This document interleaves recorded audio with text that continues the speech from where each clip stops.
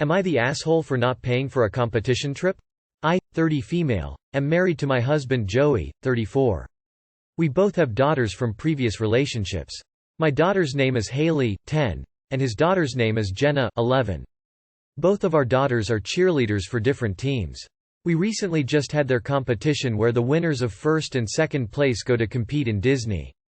I have been saving all year since Haley's team is really competitive. Joey didn't save for it because Jenna is on a smaller town team that's not very competitive.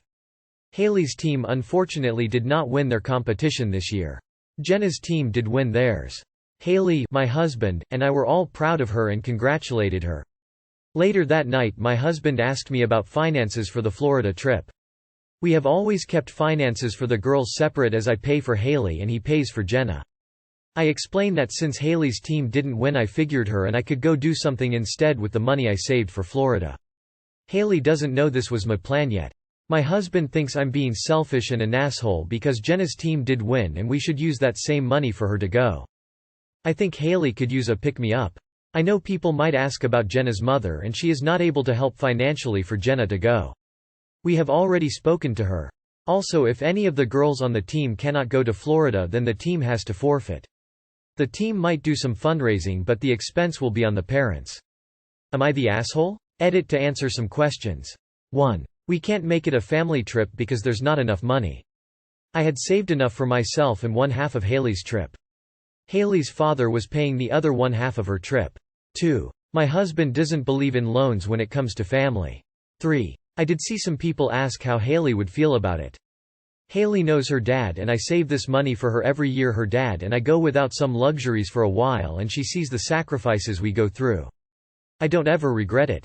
However, I won't ask her to use that money for her stepsister because she shouldn't have to get in the middle. 4. My ex thinks we should do something nice for our daughter, either a small trip, a fun outing, or new clothes or shoes, etc. Just something fun and then use the rest for the next cheer season or for her next big expenses. Update. Tonight my husband and I had another disagreement about the money. I did call my ex because I didn't want Haley to overhear any of the argument and we decided it'll be best for her to spend the week with him. I'm going to go stay at my parents' house for a couple days. As of right now my husband has been calling and sending numerous texts calling me the asshole and selfish. I'm currently ignoring it. When I dropped off Haley to my ex we did talk about how Haley will be needing braces a long time. She currently has her first set and will be getting a second set in the future. So we have decided to talk about putting that money towards Invisalign if she wants that instead in high school. Not the asshole. Everyone seems to be glossing over the fact that you keep separate finances, and Joey wasn't planning on paying anything for your daughter if she won. He should have been saving just like you were. She has 2 biological parents. They are responsible for paying for their child, not you.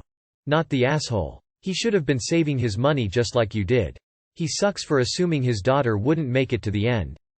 I'm sorry, but you are under no obligation to finance his trip with his daughter. He is an asshole for even asking, unless he is borrowing and plans to pay it all back.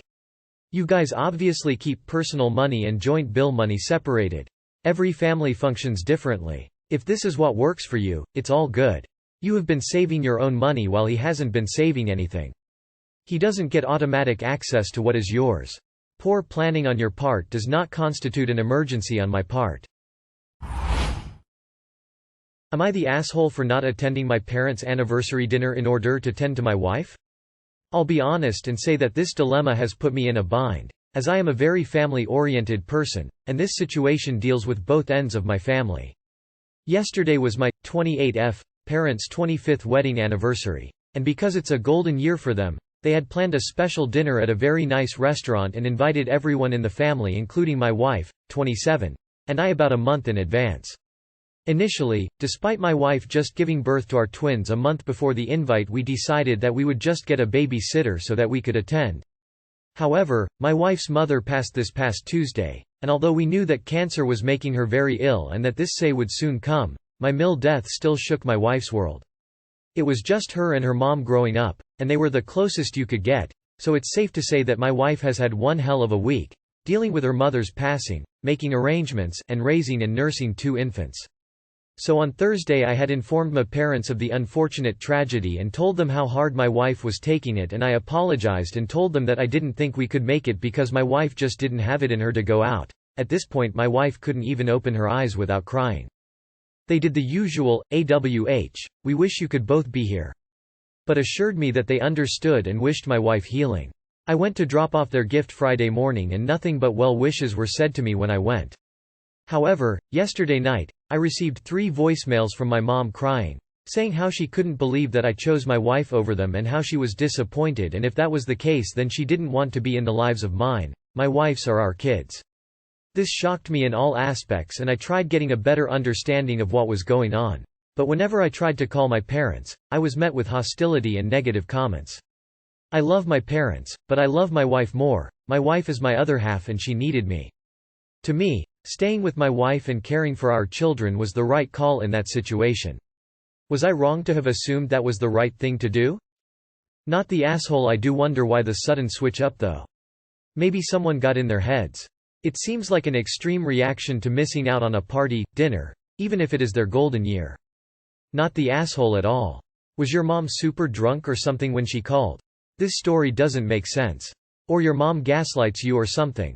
Not the asshole. Since you say she has done this before, it's time for a teaching moment. Give her what she asked for. You and your family know part of her life, for a year. After she misses all of her grandkids' firsts, steps, words, etc., maybe she will learn something. Not the asshole. That is a bizarre reaction from your mother. Has she acted like this on the past? Am I the asshole for leaving in the middle of lunch because I didn't want to continue the conversation? I, 24 female, have a 3-year-old son called Cass who is the light of my life. He's a real sweetheart, and if he had it his way he'd be carried around in my arms all day long, plus only put down when we come across a cool bug. He doesn't talk very often. It's something that I was worried about in the beginning because as a young mom I worried about almost everything. But the pediatrician told me that he'll likely become more talkative over time. I'm currently looking into speech therapists just to see if that will help a bit. And we're currently learning sign language too, so Cass can switch to that when he doesn't feel like using his voice. He's such a smart kid, and he's so curious about everything. All he ever wants to do is explore and learn about new things. I'm so proud of him and I love being his mom and getting to see the world through his eyes. My mom, 50 female, doesn't like the approach I've taken to my son's tendency to not speak very often. There have been a few times where he'll clearly be asking for something, and she'll refuse because he isn't using his voice. It's one of the main reasons why I never ask her to babysit, because it bothers me when she does that and I stop it every time.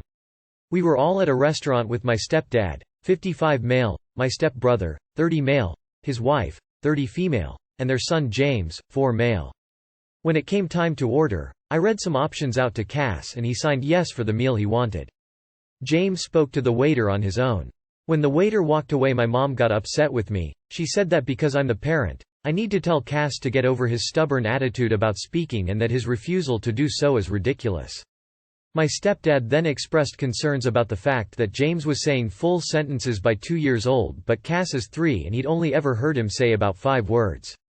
I told them both that I didn't appreciate them trying to have that conversation with me in front of Cass and at a family lunch, but then my mom said that if Cass had an issue, he should use his voice to tell them that instead of relying on me to do it for him.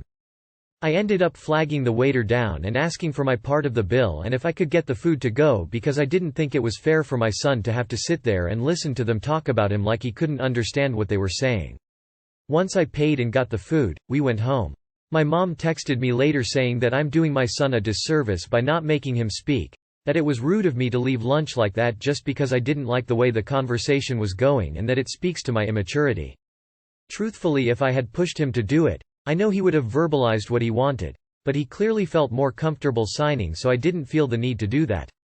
Regardless, was it an immature, move to leave like that? ETA. Cass is fully capable of speaking. He has said a full sentence before. He just doesn't talk very often, and especially not in front of other people, in public. Like I said, I've spoken to his pediatrician. I'm currently looking for speech therapists, and I've been thinking about getting him assessed for a while now. I'll just have to bring it up to the doctor. Cass uses sign. He has vocab cards and flashcards, and he already knows how to spell all of his favorite words.